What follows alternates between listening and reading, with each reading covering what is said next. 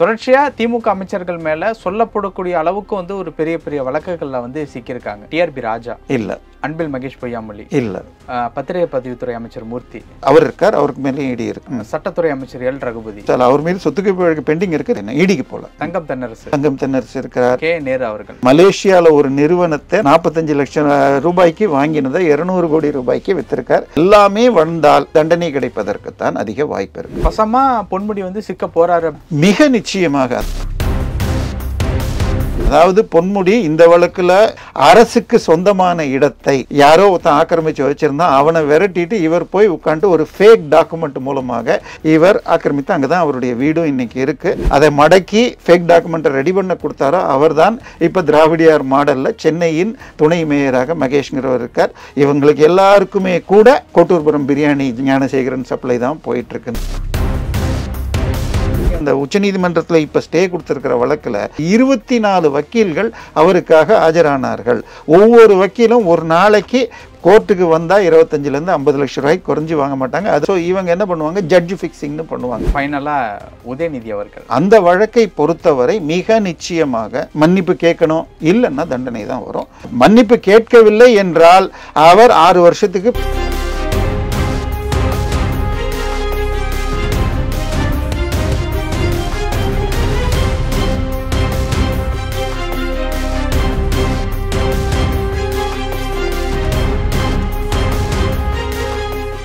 ரியலோ நேயர்களுக்கு வணக்கம். இன்று நம்மளுடைய நேர்காணலுக்கு அரசியல் விமர்சகர் திரு தேவப்பிரியா அவர்கள் இணைஞ்சிருக்காங்க. சார் வணக்கம். சார் வணக்கம். எப்படி இருக்கீங்க? நல்லா இருக்கேன். பொன்முடி அவர்களுடைய வழக்கு வந்து ஏப்ரல் 7ஆம் தேதி வந்து விசாரணைக்கு வந்து அழைச்சிருக்காங்க.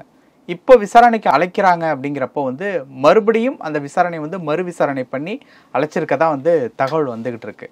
இப்போ இந்த வழக்கு என்ன நிலைமையில இருக்கு? ஏன்னா இதை தொடர்ந்து திமுகவினுடைய தற்பொழுதைய அமைச்சராக இருக்கக்கூடிய துரைமுருகன் அவர்களும் சமீபத்தில் இடி ரைடு இந்த மாதிரியான விஷயங்கள்லாம் மாட்டினார். ஏற்கனவே பெரியசாமி அவர்களுக்கும் ஒரு வழக்கு இருக்கு. தொடர்ச்சியா திமுக அமைச்சர்கள் மேல சொல்லப்படக்கூடிய அளவுக்கு வந்து ஒரு பெரிய பெரிய வழக்குகள்ல வந்து சிக்கியிருக்காங்க. முதல்ல பொன்முடி அவர்களுடைய வழக்கை பத்தி பேசலாம். இப்போ அந்த வழக்கினுடைய நிலைமை என்ன? பொன்முடி அதாவது கடந்த திமுக ஆட்சி 96-2001 திரு கருணாநிதி தலைமையில் ஆட்சி இருந்தது. கிட்டத்தட்ட ரஜினிகாந்த் ஆதரவோடு இது மூப்பனாரோடு சேர்ந்து நின்று கிட்டத்தட்ட பெரிய வெற்றி பெற்று 96லேருந்து 2001 இருந்தாங்க. அந்த காலகட்டத்தில் இவர் போக்குவரத்து மற்றும் மைனிங் 2 துறையை வச்சிருந்தாரு. அந்த காலகட்டத்தில் அங்கே பூந்துரைங்கிற வில்லேஜில் இவர் செம்மண் குவாரி இவருடைய பையன் கௌதம சிகாமணி பேர்லேயே எடுத்து அதில் மிக அதிகமாக அள்ளி இருக்காருன்னு அது ஒரு வழக்கு நடந்துட்டு இருக்கு.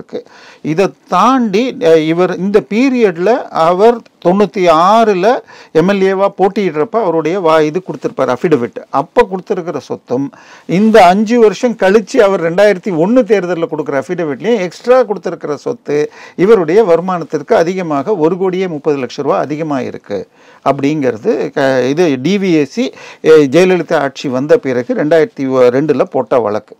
இவங்க என்ன பண்ணுறாங்க, இந்த ஆட்சி வந்த பிறகாக, அதாவது திமுக விடியல் திராவிடியார் மாடல்னு சொல்லி இப்போ இந்த ஆட்சி வந்தவுடனே என்ன பண்ணுறாங்க, அது மறு விசாரணைக்கு எடுக்கிறாங்க. அது அப்பையும் கூட விழுப்புரத்தில் சரியாக போகலை, அந்த ஜட்ஜு சரி பண்ணல. ஸோ இவங்க என்ன பண்ணுவாங்க, ஜட்ஜு ஃபிக்ஸிங்னு பண்ணுவாங்க. இந்த ஜட்ஜு கிட்ட வந்தால் நமக்கு வேணுங்கிறது நடக்கும். இவர் என்ன பண்ணுறார், கீழ் நீதிமன்றத்தில் நடக்குது. உடனே விழுப்புரம் டிஸ்ட்ரிக்டை சேர்ந்த இவருக்கு அங்கே இருக்கிற யாரும் சரி வரலன்னு வேலூரில் இருந்த ஒரு பெண் நீதிபதி கிட்ட இந்த வழக்கை ஷிஃப்ட் பண்ணுறாரு.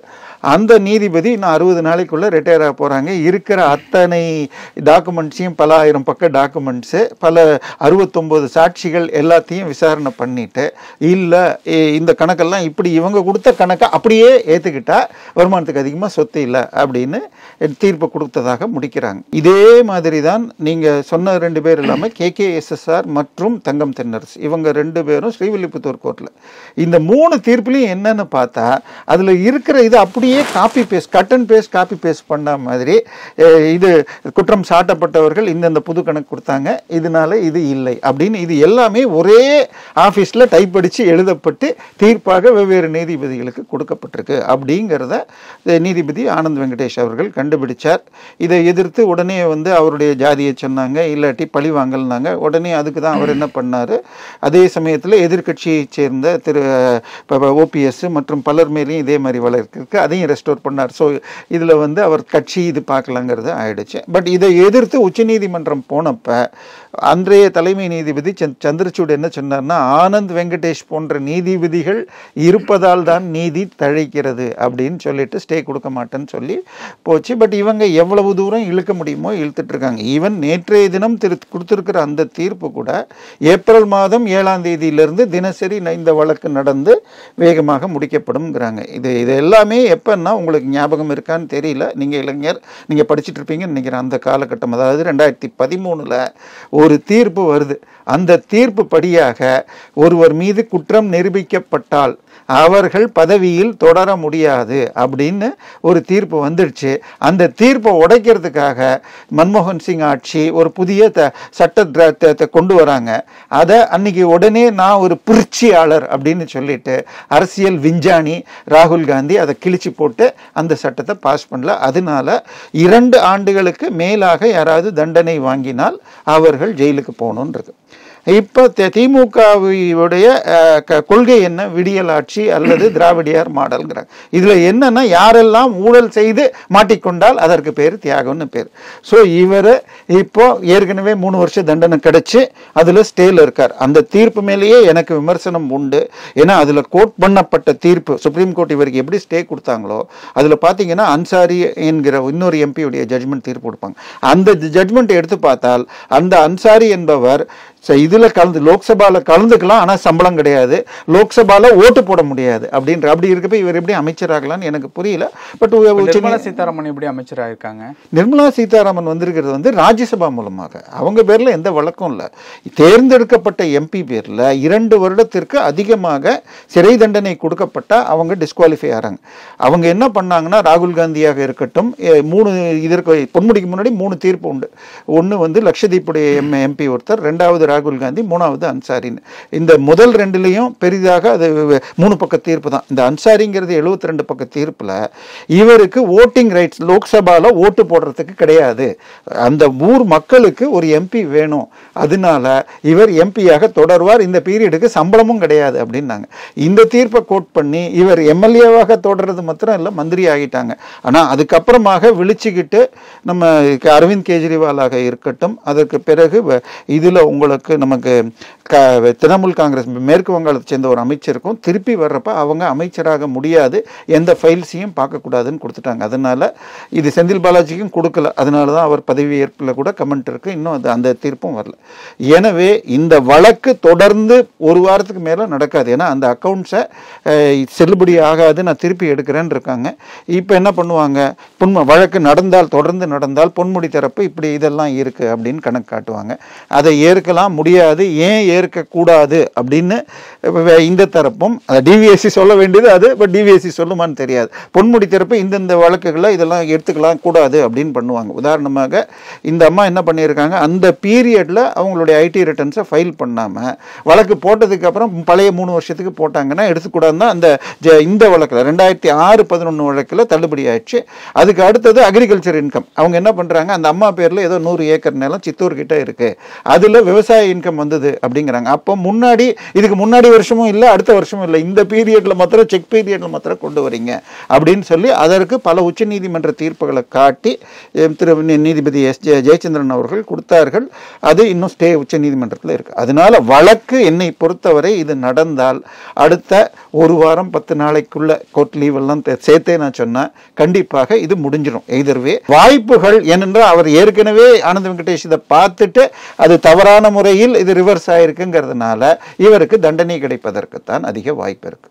ஓகே, தண்டனை கிடைக்கிறது வாய்ப்பு இருக்கு. ஓகே, அப்ப தண்டனை கிடைச்சாரு அப்படின்னா வசமா பொன்முடி வந்து சிக்க போறாரு அப்படின்னு எடுத்துக்கலாமா? மிக நிச்சயமாக. அதாவது பொன்முடி இந்த வழக்குல கிட்டத்தட்ட, ஆனா இதுல என்ன ஆயிருக்குன்னு பார்த்தால் கிட்டத்தட்ட 64 சாட்சிகள்ல கவர்மெண்ட் சைட்ல போட்டு அதுல 30 சாட்சி பிறல் சாட்சி ஆயிருக்கு. ஸோ இந்த கவர்மெண்ட் வந்தா இவங்களுக்கு எத்தாப்புல போறது. ஏன்னா இதே மாதிரி இன்னொரு வழக்கு அதே 96-2001 காலகட்டத்தில் இன்னைக்கு நம்ம சைதாப்பேட்டில் இங்கேருந்து நீங்கள் அடையார் போகிற வழியில் இடது பக்கம் கோர்ட் இருக்கும். கோர்ட்டு பக்கத்து முன்னாடி சந்தில் போனீங்கன்னா ஸ்ரீநகர் காலனின்னு ஒரு பெரிய பாஷ் காலனி இருக்குது. அங்கே இன்னைக்கு கிரவுண்டு 8 கோடி 10 கோடி போகும். அதில் 3600 சதுரடி அரசுக்கு சொந்தமான இடத்தை யாரோ ஒருத்தன் ஆக்கிரமிச்சு வச்சிருந்தான், அவனை விரட்டிட்டு இவர் போய் உட்காந்துட்டு ஒரு ஃபேக் டாக்குமெண்ட் மூலமாக இவருடைய மாமியார் பேரில் இவர் ஆக்கிரமித்து, அங்கே தான் அவருடைய வீடும் இன்னைக்கு இருக்கு. அது சென்ற ஆட்சியில் இல்லை இவர் மீது வழக்கு எடுக்கணும்னு இந்த ஆட்சியில் திருப்பி கீழ் நீதிமன்றத்தில் இவங்க அதில் இது பண்ணியிருக்காங்க. அது ஃபேக் டாக்குமெண்ட்டு, இவங்க மாமியார் செத்துட்டாங்க, அந்த ரிஜிஸ்ட்ரார் செத்து போயிட்டார் அப்படிங்கிறதுல சாட்சி பத்தலன்னு கீழ் நீதிமன்றம் இப்போ விடுவிச்சிருக்கு. இப்போ அதுவும் வந்ததுன்னா இன்னும் பிரச்சனை இருக்கு. யார் அதை இவருக்கு அதை மடக்கி ஃபேக் டாக்குமெண்ட்டை ரெடி பண்ண கொடுத்தாரோ அவர் தான் இப்போ திராவிடியார் மாடலில் சென்னையின் துணை மேயராக மகேஷ்ங்கிறவர் இருக்கார். இவங்களுக்கு எல்லாருக்குமே கூட கோட்டூர்புரம் பிரியாணி ஞானசேகரன் சப்ளை தான் போயிட்டு இருக்குன்னு சொல்றாங்க. இப்போ அடுத்து அந்த துரைமுருகன் பெரியசாமி இவர்களுடைய வழக்கு என்ன நிலைமையில இருக்கு? ஏன்னா துரைமுருகனுடைய விஷயங்கள் இப்ப சமீபத்துல தான் முடிஞ்சது, இடி ரைடு அந்த மாதிரியான விஷயங்கள். துரைமுருகனுடைய வழக்கு 2 வழக்கு இருக்கு. நீங்க சொல்றது ஒன்னு இடி ரைடு, அது துரைமுருகனுக்கு நேரடியா பங்கு கிடையாது. வழக்கு துரைமுருகனுடைய மகன் கதிரானந்த் அந்த எலெக்ஷன் டயத்துல அவருக்கு தேர்தலுக்காக செலவுக்குன்னு 11 கோடி முழுக்க 200 ரூபா நோட்டா வச்சுக்கிட்டு இருந்ததுனால பிடிபட்ட வழக்கு. அதுக்கு 1008 கேஸ் போட்டு அந்த கனரா பேங்க்ல இவருடைய சொந்தக்காரர் அவர் ஒர்க் பண்ணிட்டு அவருக்கு பேர்ல வழக்கு இருக்கு, இது என் காசு தான் சொல்லிட்டு இவருடைய சொந்தக்காரனும் துரைமுருகன் சொந்தக்காரனும் ஒரு திமுக கவுன்சிலராக இருக்கிற சீனிவாசன்கிற ஒருத்தர் அவர் வழக்கு போட்டு எவ்வளவு நாள் தள்ள முடியுமோ தள்ளிட்டாங்க. இப்ப ஈடி போனப்ப மீண்டும் இன்னொரு 13 கோடி ரூபாய் அவருடைய காலேஜில் கிடைச்சிருக்கு, அதுக்கும் கணக்கு கிடைக்கல. இதை தாண்டி காலேஜில் அவங்க சர்வர் ரூம்ல போய் 2 பர்சனல் கம்ப்யூட்டர்ல இருக்கிற 2 ஹார்ட் டிஸ்கை எடுத்திருக்காங்க. அதுல பல டாக்குமெண்ட்டை இருக்கு. இன்னொன்னு இந்த சொத்து குவிப்பு வழக்கு எல்லாமே எடுத்துக்கிட்டீங்கன்னா பொன்முடியாக இருக்கட்டும் துரைமுருகனாக இருக்கட்டும் இவங்க எல்லாமே பேப்பர்ல கொடுத்த சொத்து வரைக்கும் தான் எடுக்கிறாங்க. இப்போ இந்த காலேஜ்லாம் இருக்குன்னு எடுத்துக்கிட்டிங்கன்னா ஒரு ஸ்கொயர் ஃபீட் காலேஜ் கட்டுறதுக்கு 2500 3000 ரூபா ஆகும். இதெல்லாம் வேறு ட்ரஸ்ட் பேரில் இருக்குது. இதையும் கூட இடி எடுத்துக்கிட்டா இன்னும் உதாரணமாக பொன்முடியை எடுத்துக்கிட்டிங்கன்னா சூர்யா குரூப் ஆஃப் இன்ஸ்டிடியூஷன்ஸ்னு ஒரு விழுப்புரத்தில் வச்சிருக்கிறதுக்கு மட்டுமே பில்டிங்ஸ் மட்டுமே 200 கோடி ரூபாய்க்கு மேலே போகும். இதை தாண்டி இங்கே KK நகரில் ஒரு ஹாஸ்பிட்டல் வச்சுருக்காங்க அவங்க மருமகள், மெட்ராஸில் இன்னும் 2-3 இருக்குது. அதனால இது இடி இருக்கிற டாக்குமெண்ட்டை வச்சுக்கிட்டு அதுக்குள்ள இவங்க பிடிச்சிருக்கிறது மட்டும்தான் இவ்வளோ. இதை தாண்டி பொன்முடி அதே பீரியடில் மலேசியாவில் ஒரு நிறுவனத்தை வெறும் 45 லட்சம் ரூபாய்க்கு வாங்கினதை 200 கோடி ரூபாய்க்கு வித்திருக்கார். இடி அந்த வழக்குகளையும் நடத்திட்டு இருக்கு. இது எல்லாமே வந்தால் மிக நிச்சயமாக நடந்தால், நான் தான் திருப்பி சொல்றேன், நடக்க விட மாட்டாங்களா? ஸ்டே எவ்வளவு தூரம் ஸ்டே வாங்க முடியுமோ வாங்குவாங்க. அந்த பொன்முடி நீங்க அந்த உச்சநீதிமன்றத்தில் இப்ப ஸ்டே கொடுத்திருக்கிற வழக்குல அந்த தீர்ப்பு என்கிட்ட இருக்கு. 24 வக்கீல்கள் அவருக்காக ஆஜரானார்கள். ஒவ்வொரு வக்கீலும் ஒரு நாளைக்கு கோர்ட்டுக்கு வந்தால் 25 50 லட்சம் ரூபாய்க்கு குறைஞ்சி வாங்க மாட்டாங்க. அது மாதிரி 24 ஜட்ஜஸ் இதை எதிர்த்து கூட சென்னை உயர்நீதிமன்றத்தில் யாரோ வழக்கு போட்டாங்க. இப்படி பெரிய பெரிய கவுன்சில்லாம் வச்சு அதை பார்த்து நீதிபதிகளே இன்டிமிடேட் ஆகிடுறாங்க, பயப்படுறார்கள்னு கூட இவ்வளோ பேர் இருக்காங்களே கொஞ்சம் பார்த்து கொடுக்கணுங்கிற மாதிரி ஒரு நிலை வருதுன்னு.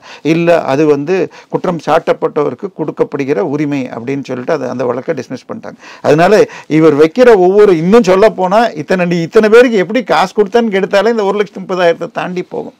நிச்சயமாக வழக்கு நடந்தால் ஸ்டே வாங்காம, அதாவது நம்ம இந்திய சட்டம் என்ன சொல்லுதுன்னா 100 குற்றவாளிகள் தப்பித்தாலும் ஒரு நிரபராதிக்கு தண்டனை கொடுக்க. அதனால குற்றம் சாட்டப்பட்டவர் எவ்வளவு தூரம் இழுக்க முடியுமோ அவ்வளவு இழுக்கலாம். ஒவ்வொருத்தரும் போட்டி போடுறாங்க. முன்னாடி ஜெயலலிதா இருந்த பொழுது ஜாமீன் ராணின்னு இவங்க சொன்னாங்க.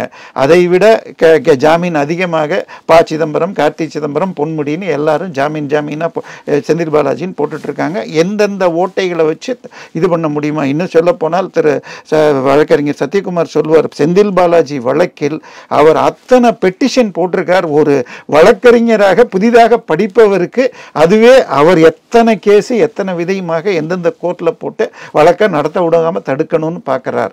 அப்படிங்கிறது இது ஒரு டெஸ்ட் கேஸா படிச்சுக்கிறதுக்கு ஒரு கிரிமினல் லாயரா பிராக்டிஸ் பண்றோம். எனவே இவங்க தடுக்கலன்னா இந்த வழக்கு 10 நாள் ஏப்ரல் 7ஆம் தேதி ஆரம்பிச்சால் 15 20ஆம் தேதிக்குள்ள கண்டிப்பாக எதிராக போய்வதற்கு தான் அதிகமான வாய்ப்பு இருக்கு. அப்ப வசமா சிக்கிறதுக்கு வாய்ப்பு இருக்கு கண்டிப்பாக. இதே மாதிரி துரைமுருகன் மீதான சொத்து குவிப்பு வழக்கு நான் சொன்னது நம்ம பேசினது. அதே மாதிரி MAK பன்னீர்செல்வம், இந்த 2 பேருக்கும் மேல இருக்கிற வழக்கும் கீழ்கோர்ட்ல நடந்தது முறையாக நடக்கவில்லை என்ற அப்பீலில் ஜட்ஜ்மெண்ட் ரிசர்வ் ஆயிருக்கு. அந்த ஜட்ஜ்மெண்ட் அந்த நீதிபதி திரு வேல்முருகன் அவர்கள் தான் அதை நடத்தினது. அவர் மிக மிக நேர்மையானவர், வழக்கின் தன்மையை பார்த்து தான் கொடுப்பார். சென்ற வாரம் ஒரு வழக்கில் மீன் ஸ்டாலினுடைய உள்துறை அமைச்சராக இருப்பது ஸ்டாலின் அவர்கள், அவருக்கு கீழே இருக்கிற அடுத்த பதவியில் இருப்பவர் உள்துறை செயலர். அவர் நேரடியாக எங்கிட்ட அப்பியர் ஆகி இதுக்கு பதில் கொடுக்கணும்னு சொன்னார். அதை எதிர்த்து உச்சநீதிமன்றத்துக்கு போய் அப்பீல் பண்ணி உச்சநீதிமன்றம் முடியாதுன்னு சொல்லி கடைசியில் அவர் நேரடியாக அப்பியரான். அதனால அவர் கீழே அவர் தான் அந்த துறைக்கு அமைச்சராக இருந்தவர். ஆனால் இந்த மாதம் பிப்ரவரியில் அவர் பெஞ்ச் மாறி இருப்பார். பட் அவர் ரிசர்வ் பண்ணது அவர் தான் வாக்களிப்பார்.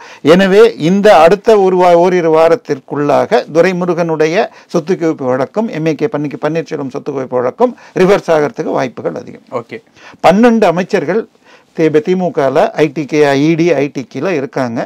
12 பேர் மீதும் மிக வேகமாக அடுத்தடுத்த ஸ்டெப் எடுக்கலாம். அதை தாண்டி இங்க நடக்கிற நான் ஒரு சில அமைச்சர்கள் பேர் சொல்றேன், அவங்க அந்த 12 பேர்ல இருக்காங்களா அப்படின்னு மட்டும் சொல்றேன். டிஆர்பி ராஜா இல்ல, அன்பில் மகேஷ் பொய்யாமொழி இல்ல, பத்திரிகை பதிவுத்துறை அமைச்சர் மூர்த்தி இருக்கார். பட் நான் நேரடியான வழக்கில் அவர் இருக்கார், அவருக்கு மேலே இடி இருக்கு. சட்டத்துறை அமைச்சர் எல் ரகுபதிக்கு இது இருக்கு, ஆனா இன்னும் ரிவர்ஸ் ஆல அவர் மீது சொத்துக்கு வழக்கு பெண்டிங் இருக்கு, ரிவர்ஸ் ஆல என்ன இடிக்கு போல. ஓகே, தங்கம் தென்னரசு இருக்கிறார், KKSSR ராமச்சந்திரன் இருக்கிறார், எம்ஏகே இது அனிதா ராதாகிருஷ்ணன் இருக்கிறார். அடுத்து ஒரு பேர் சொல்றேன், கே நேரு அவர்கள் இருக்கு. ஐ மீன் நேரு பேர்ல நேரடியாக கேஸ் இல்லை, பட் பல வழக்குகள் இருக்கு. அதாவது இடி வரணும்னு சொன்னா ஒன்னே ஒன்று வரணும், கீழ்கோர்ட்ல அவர் பேர்ல வேற அஃபென்ஸ் இருக்கணும். ப்ரெடிகேட் அஃபென்ஸ்னு ஒன்று இருந்தால் தான் இடி வர முடியும். ஏன்னா கர்நாடகாவில் இப்போ ஒரு சின்ன இது மக்கள் புரிதலுக்காக சொல்லிடுறேன் உங்களுக்கு. சித்தராமையா அந்த வழக்கில் அவர் அந்த 64 கோடி ரூபாய் லேண்டையே ரிட்டர்ன் பண்ணியிருக்கார். கிட்டத்தட்ட 4000 கோடி ரூபாய்க்கு மூடா ஊழல், மைசூர் அர்பன் டெவலப்மெண்ட் அத்தாரிட்டி. ஆனால் அந்த எம்டி வீட்டை போய் இடி ரெய்டு பண்ணது செல்லாதுன்னு இப்போ ஹைகோர்ட் சொல்லியிருக்காங்க. ஏன்னா எம்டி பேரில் எந்த எஃப்ஐஆரும் இல்லை, இந்த அரசியல்வாதிகள் தான் இதை பண்ணாங்கிறதுனால எம்டி வீட்டை ரெய்டு பண்ணது தப்புன்னு வந்திருக்கு. அதனால கீழ்கோர்ட்டில் ஏற்கனவே எஃப்ஐஆர் சார்ஜ் ஷீட் இருந்தால் தான் இடி வர முடியும். அதனால இந்த 12 பேரை தாண்டி இல்லை. ஃபைனலா உதயநிதியை பொறுத்த வரைக்கும் அவர் பேரில் நேரடியாக இருக்கிற வழக்கு சனாதன வழக்கு உங்களுக்கு தெரியும். அந்த வழக்கை பொறுத்தவரை மிக நிச்சயமாக அவர் இது பல ஹைகோர்ட்டில் நடந்துட்டு இருக்கு. சென்னை இன்னும் தமிழ்நாட்டில் எஃப்ஐஆர் போடலை, அதுக்கும் ஒரு வழக்கு உச்சநீதிமன்றத்தில் போய் போன வாரம் அதை வாபஸ் வாங்கிட்டு இருக்காங்க மனுதாரர்கள். அவர்கள் சென்னை உயர்நீதிமன்றத்தை அணுகக்கூடும். ஏன்னா அவர் பேசியது அவருடைய பதவிக்கும் பிரமாண பத்திரத்துக்கும் எதிரானது அப்படின்னு சொல்லி சென்னை உயர்நீதிமன்றமும் சொல்லியிருக்கு, உச்சநீதிமன்றமும் சொல்லியிருக்கு. ஸோ அதுக்கு எஃப்ஐஆர் போடாமல் இருக்கிறது தமிழகத்தில் தவறு. ஐ மீன் உள்துறை அமைச்சர் எகெயின் ஸ்டாலின் தான் அமைச்சர். ஸோ அதனால அந்த இதில் அவருக்கு ஏற்கனவே கர்நாடகா, சத்தீஸ்கர், பீகார் போன்ற மொத்தம் 7 ஸ்டேட்டில் இருக்குது. அங்கே நடந்ததுனால் அவர் ஒன்று தெளிவாக மன்னிப்பு கேட்கணும், இல்லைன்னா தண்டனை தான் வரும். மன்னிப்பு கேட்கவில்லை என்றால் அவர் 6 வருஷத்துக்கு பதவி போட்டியிட தேர்தலையே போட்டியிட முடியாமல் போகலாம். பட் ராகுல் காந்தி ஏற்கனவே 3-4 முறை மன்னிப்பு கேட்டிருக்கார். அது மேலே நான் மன்னிப்பு கேட்கிறேன்னு சொல்லிட்டு வந்தாலே ஒழிய அவரும் டிஸ்குவாலிஃபை ஆகலாம். அதை தாண்டி இன்னொரு வழக்கு உதயநிதி பேரில் வர்றதுக்கு எது வாய்ப்பு இருக்குன்னு சொன்னீங்கன்னா, இப்போ சென்னையில் ஒரு பெத்த ரேஸ்னு ஒன்று நடத்தினாங்க. கிட்டத்தட்ட 250 F1 கார் ரேஸ். பட் பெரிய, அதாவது ஆசியாவிலேயே பெரியது. இதனால் சென்னையை இந்தியாவே திரும்பி பார்க்க வச்சோம்னா சொன்னதுனால இது பெரிய ரேஸ், பெத்த ரேஸுங்கிறாங்க. அதனால அந்த பெத்த ரேஸுக்கு 250 கோடி செலவு பண்ணியிருக்கு. இதே மாதிரி ஃபார்முலா ரேஸ் ஹைதராபாத்தில் நடந்ததில் மிகப்பெரிய அளவில் ஊழல் நடந்திருக்குன்னு சொல்லி அந்த ரேஸ் கான்ட்ராக்டே கேன்சல் பண்ணியிருக்காங்க. கான்ட்ராக்ட் கேன்சல் பண்ணதுனால 500 கோடி ரூபாய் தெலுங்கானா அரசுக்கு நஷ்டம் தவிர்க்கப்பட்டதுன்னும், ஏற்கனவே இருந்த நிலையில் அங்கிருந்த முதலமைச்சருடைய மன்னராட்சியின் மகனான KTR 55 கோடி நஷ்டம் பண்ணார்னு அவர் பேரில் வழக்குகள் நடந்துட்டு இருக்கு. எனவே அந்த வழக்கையும் இங்கே கரெக்டாக பர்சியூ பண்ணால் அதுலேயும் உதயநிதி ஸ்டாலின் மீது வழக்கு வரத்துக்கு வாய்ப்பு இருக்கு. ஏன்னா தெளிவாக உயர்நீதிமன்றம் அந்த ரோடு போட்ட செலவு உட்பட எல்லாமே அந்த கம்பெனி தான் பண்ணணும், தமிழக அரசு பண்ணக்கூடாதுன்னு இருக்காங்க. ஆனால் 250 கோடிக்கும் மேலாக செலவு பண்ணியிருக்கு. அது எந்த பேரில் பண்ணியிருக்காங்க? ஏன்னா ஃபார்முலா 1க்காக ரோடுன்னு போட்டால் அது இதில் வந்துருன்னு சொல்லிட்டு முதல் தடவை போட்டதுக்கு அப்புறமாக வேறு மாதிரி ரோடு, சாலை அப்படின்னு போட்டு பண்ணியிருக்காங்களான்னு தெரியல. ஆனால் 250 கோடி செலவு பண்ணப்பட்டதாக வெவ்வேறு தகவல்கள் இருக்கு. அந்த வழக்கு போனாலும் அதிலும் அவர் சிக்க வாய்ப்புண்டு. நிறைய விஷயங்கள் பகிர்ந்துக்கிட்டீங்க. நேரத்துக்கு ரொம்ப நன்றி.